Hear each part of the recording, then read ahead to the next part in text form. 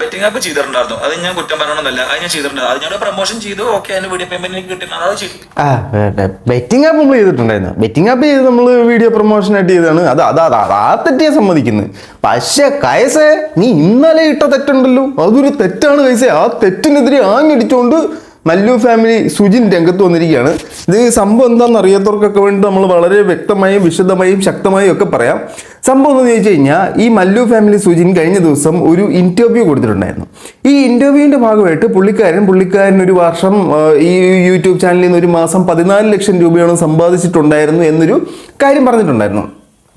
ഈ പറഞ്ഞതിനെ it's me കൈസ് എടുത്തിട്ട് റിയാക്ട് ചെയ്തു. കൈസ് റിയാക്ട് ചെയ്തിരിക്കുമോ? കൈസ് റിയാക്ട് ചെയ്തു. ഈ റിയാക്ട് ചെയ്തതിനകത്ത് മല്ലു ഫാമിലി സുജിൻ ഇപ്പോൾ ഫോൺ ഗിവ് അവേ നൽകുന്നു. ഗിവ് അവേ നൽകാനായിട്ട് പുള്ളിക്കാരൻ്റെ അക്കൗണ്ടിലേക്ക് 99 രൂപ അയച്ചു കൊടുക്കുക. അതിൽ നിന്ന് ലക്കി വിന്നറിനെ തിരഞ്ഞെടുത്ത് ആ തിരഞ്ഞെടുപ്പിലൂടെ കിട്ടുന്ന ഭാഗ്യശാലികൾക്ക് നാളെയാണ് തിരഞ്ഞെടുക്കൂ ഈ ഒരു സെറ്റപ്പിലുള്ള പരിപാടി ചെയ്തു എന്ന് പറഞ്ഞിട്ട് ഇറ്റ്സ് മീ കൈസ് രംഗത്ത് വന്നിട്ടുണ്ടായിരുന്നു.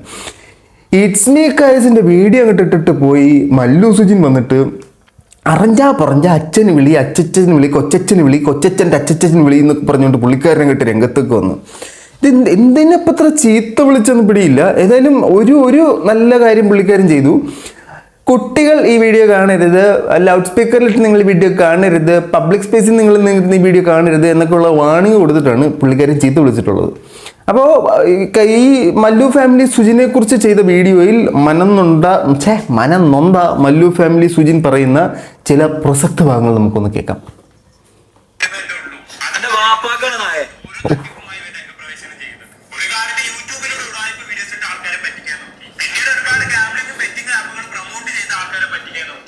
ബെറ്റിംഗ് ആപ്പ് ചെയ്തിട്ടുണ്ടായിരുന്നു. അത് ഞാൻ കുറ്റം പറയണമെന്നല്ല, അത് ഞാൻ ചെയ്തിട്ടുണ്ടായിരുന്നു. അത് ഞാൻ പ്രൊമോഷൻ ചെയ്തു. ഓക്കെ, അതിന് വീഡിയോ പേയ്മെന്റ് കിട്ടുന്ന അത് ചെയ്തിട്ടുണ്ടായിരുന്നു കേട്ടോ. അത് ഞാൻ അവനെ കുറ്റം പറയാൻ ചെയ്തിട്ടുണ്ടായിരുന്നു.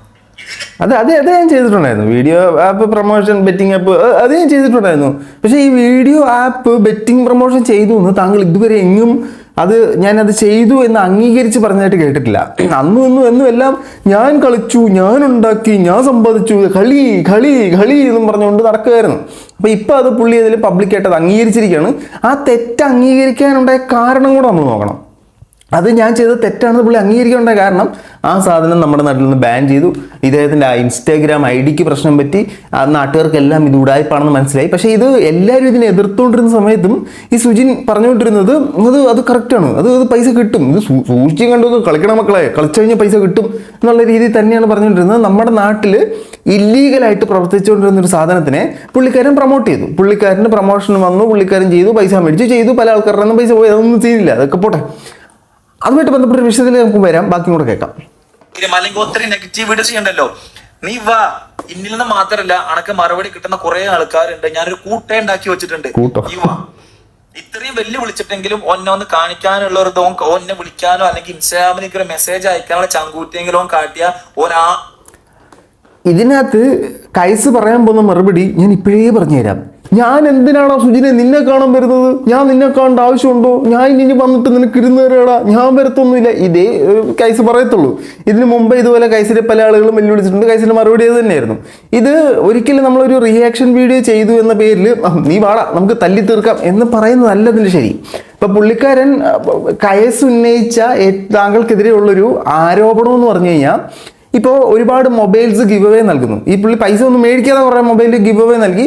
പിന്നെ ഇപ്പോൾ iPhone 16 Pro Max 17 Pro Max കൊടുക്കുന്നു. അതിന് നിങ്ങൾ ഒരു കമൻ്റ് ഇട്ട് എന്നെ ഫോളോ എന്നിട്ട് 99 രൂപ ഈ അക്കൗണ്ടിലേക്ക് അയച്ചു തരൂ, അതിൽ നിന്നും ലക്കി തിരഞ്ഞെടുക്കുന്ന ഒരാൾക്ക് ഈ പ്രൈസ് കൊടുക്കുമെന്നാണ് സുജിൻ വന്ന് പബ്ലിക്കിനെ അഡ്രസ്സ് ചെയ്ത്. ഈ ഒരു വിഷയത്തിലാണ് കൈസ് സംസാരിച്ചത്. അതിന് മുമ്പത്തെ പഴയ പാസ്റ്റ് വിഷയങ്ങളൊക്കെ പോട്ടെ, അതൊന്നും സംസാരിക്കാൻ കൈസ് ഇപ്പോൾ സംസാരിക്കണ്ടായിരുന്നു. പക്ഷെ അത് എന്തൊക്കെ ആട്ടെ പോട്ടെ.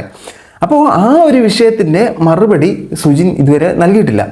നമ്മുടെ നാട്ടിൽ ഇതിനു മുമ്പ് നമ്മൾ പറഞ്ഞതാണ്, ബെറ്റിംഗ് ആപ്പ് ഇല്ലീഗലാണ്. അല്ലെങ്കിൽ അതുപോലെ തന്നെ നമ്മുടെ നാട്ടിൽ ലോട്ടറി അല്ലെങ്കിൽ ഈ നറുക്കെടുപ്പ് സംവിധാനം നടത്താനുള്ള പെർമിഷൻ ഇവർക്ക് മാത്രമേ ഉള്ളൂ, കേരള ഗവൺമെൻറ്റിന് മാത്രമേ ഉള്ളൂ. അല്ലാതെ ഒരു പ്രൈവറ്റ് വ്യക്തി നിങ്ങൾ എനിക്ക് ഇത്ര രൂപ അയച്ചു തന്നിട്ട് അതിൻ്റെ സ്ക്രീൻഷോട്ട് അയച്ചു തരും, അതിൽ നിന്ന് നറുക്കെടുപ്പിലൂടെ നടക്കുന്ന ഒരാൾക്ക് ഞാനിത് ഫോൺ കൊടുക്കുന്നു എന്ന് പറയാനുള്ള ഒരു റൈറ്റ്സ് നമ്മുടെ നിയമത്തിലില്ല. ഇതാണ് നമ്മുടെ പാണ്ടിക്കാട് കുഞ്ഞാനും പിന്നെ ഇവര് രേണുസുതി എല്ലാം ഈ ഒരു വീട് നിങ്ങൾ ഇത്ര രൂപ അയച്ച് 1500 രൂപ അയച്ച് എന്ന നറുക്കെടുപ്പിലൂടെ ഈ വീട് second prize, car third prize, cycle fourth price, ഇതുകൊണ്ട് അവിടെ കൂടെ പോകുന്ന മനുഷ്യൻ എന്നൊക്കെ പറഞ്ഞുകൊണ്ടിരുന്ന സാധനത്തിനെ ആൾക്കാർ എതിർത്തതും ലാസ്റ്റ് രേണുസുതി വന്ന ഈ ഒരു സാധനം ചീറ്റി പോകാനുള്ള കാരണം. അപ്പൊ നമുക്ക് അങ്ങനെ ചെയ്യാനുള്ള പെർമിഷൻ ഇല്ല നമ്മുടെ നാട്ടിൽ. അതൊരു ഇല്ലീഗൽ സാധനമാണ്. അങ്ങനെ ആൾക്കാരുടെ നിന്ന് 99 രൂപ വെച്ച് വാങ്ങി അതൊരു വലിയ എമൗണ്ടായി. അത് ഈ ഐഫോണിനോട് തത്തുല്യമോ അതിന് മുകളിലുള്ള എമൗണ്ടോ ആകാതിരിക്കാം. ആ സമയത്ത് നിങ്ങൾ നറുക്കെടുപ്പിലൂടെ കൊടുക്കുക എന്ന് പറയുന്നത് നമ്മുടെ നാട്ടിൽ സമ്മതിക്കുന്ന ഒരു സാധനമല്ല. സോ ഇല്ലീഗലായിട്ടൊരു സാധനം തന്നെയാണ് സുജിൻ ഇപ്പോഴും പ്രൊമോട്ട് ചെയ്തുകൊണ്ടിരിക്കുന്നത് എന്നാണ് കൈസ് പറഞ്ഞത്. അതിനുള്ള മറുപടി സുജിൻ കൊടുക്കുന്നില്ല. അതിന് പകരം സുജിൻ അതിന്റെ അച്ഛനാണോ മറ്റവനെ മറിച്ചവനെ എന്നൊക്കെയാണ് പറയുന്നത് കേട്ടോ. ബാക്കിയൊക്കെ ആണെന്ന് നമുക്ക് തെളിയിക്കാട്ടോ. ഓക്കെ, ആൾക്കാരെ കുറ്റം പറയാൻ മാത്രം നേരിട്ട് വന്നിരുന്ന് സംസാരിക്കുകയാണെന്നുണ്ടെങ്കിൽ നമുക്ക് കാക്കാം. ഞാൻ കറക്റ്റ് വീഡിയോ എടുക്കാം. ഓൻ വരുന്നത് തന്നെ ഓൻ സംസാരിക്കണമൊക്കെ ഞാൻ വീഡിയോ എടുക്കാം. ഓന്റെ കഴപ്പ് മാറ്റി കൊടുക്കാം. ഞാൻ കൈസനെ പിന്നെ പറയാനേ, ആണാണെങ്കിൽ ആണാണെന്നുണ്ടെങ്കിൽ എനിക്ക് മെസ്സേജ് മറ്റേ ഇൻസ്റ്റാഗ്രാമിൽ മെസ്സേജ് അയക്കി എന്റെ അക്കൗണ്ട് ഞാൻ പ്രൈമറിയിൽ മാറ്റി വെച്ചിട്ടുണ്ട് എന്റെ അക്കൗണ്ടിൽ. ഓക്കെ, എപ്പോൾ മെസ്സേജ് അയച്ചാലും സ്പോട്ടിൽ എനിക്ക് റിപ്ലൈ തന്നു ഞാൻ ഫോൺ നമ്പർ തരും, എനിക്ക് വിളിക്കും. എവിടെ വന്ന് കാണുന്ന നമുക്ക് രണ്ടാക്കമ്മയുടെ മീറ്റ് ആക്കാം. രണ്ടാളുടെയും വീട്ടിലേക്ക് വരണ്ട, ഞാൻ എന്റെ വീട്ടിലേക്ക് വരില്ല, എന്റെ വീട്ടിലേക്ക് വരണ്ട. പുറത്ത് എവിടെ വെച്ച് കാണണമെന്ന് പറയാം, നമുക്ക് കറക്റ്റ് സംസാരിച്ചതൊക്കെ സംസാരിച്ച് തീർക്കാനാണ് വിളിക്കുന്നേ, മറ്റു വല്ല തമ്മിൽ തല്ലാനൊന്നും അല്ല. ഇത് കുറച്ച് നാളുകൾക്ക് മുമ്പ് അതുൽ വ്ളോഗ്സിനെതിരെ ഇതുപോലൊരു വീഡിയോ ആയിട്ട് സുജിൻ രംഗത്ത് വന്നിട്ടുണ്ടായിരുന്നു. പക്ഷെ അതിലും വന്നൊന്നുമില്ല. ഇതിങ്ങനെ വന്ന് പരസ്പരം ഞാനൊരു വീഡിയോ ചെയ്ത് അവനൊരു വീഡിയോ ചെയ്ത് അതിന് നീ നേരിട്ട് വാടാ നമുക്ക് തീർക്കണ ആ ഒരു സെറ്റപ്പ് അല്ലെങ്കിൽ അത്തരത്തിലൊരു വെല്ലുവിളി നല്ലൊരു പ്രവണതയാണെന്ന് എനിക്ക് തോന്നുന്നില്ല. തിരിച്ച് നിങ്ങൾക്ക് പുള്ളി പറഞ്ഞ ചോദ്യങ്ങൾക്കുള്ള മറുപടി കൊടുക്കാൻ പറ്റും, നിങ്ങൾ മറുപടി കൊടുക്കുക. മറുപടി കൊടുക്കാൻ പറ്റത്തില്ലെന്നുണ്ടെങ്കിൽ മിണ്ടാണ്ടിരിക്കുക. അതാണ് എനിക്ക് തോന്നിയൊരു സാധനം. പിന്നെ സ്വാഭാവികമായിട്ടും പ്രൊവോക്ക് ആകാനുള്ള സാധ്യതയുണ്ട്. കാരണം കയസ് സുജിൻ്റെ കഴിഞ്ഞ കാല കഥകൾ ആ സാധനമൊക്കെ എടുത്ത് പറഞ്ഞിട്ടുണ്ട്. ആയതിനാൽ അത് പുള്ളിക്കാരന് പ്രൊവോക്ക് ആകാനുള്ള സാധ്യതകളൊക്കെ നമ്മൾ കാണുന്നുണ്ട് കേട്ടോ. നെഗറ്റീവ് വീഡിയോസ് ഉണ്ടല്ലേ, അതിനൊക്കെ മറുപടി നമുക്ക് തരാം. ഇത്രയും ഞാൻ വെല്ലുവിളിച്ചിട്ട് ഓൻ വരുന്നില്ല എന്നുണ്ടെങ്കിൽ ഓനാണല്ല ഗൈസ്. ഓക്കെ, ഓനാണല്ല. ഞാൻ അങ്ങനെ വീഡിയോ ഇട്ടിട്ടുണ്ടെന്നുള്ളത് നിങ്ങൾ എല്ലാവരും ഓന്റെ അക്കൗണ്ട് പോയിട്ട് നിങ്ങളോ നന്നായിട്ട് പ്രൊവോക്ക് ചെയ്യുന്നുണ്ട്. ഞാൻ ഇത്രയും വെല്ലുവിളിച്ചിട്ട് ഓൻ വന്നില്ലെങ്കിൽ ഓനാണല്ല, ആണാണെങ്കിൽ നീ വാടാന്നൊക്കെ പറഞ്ഞത്.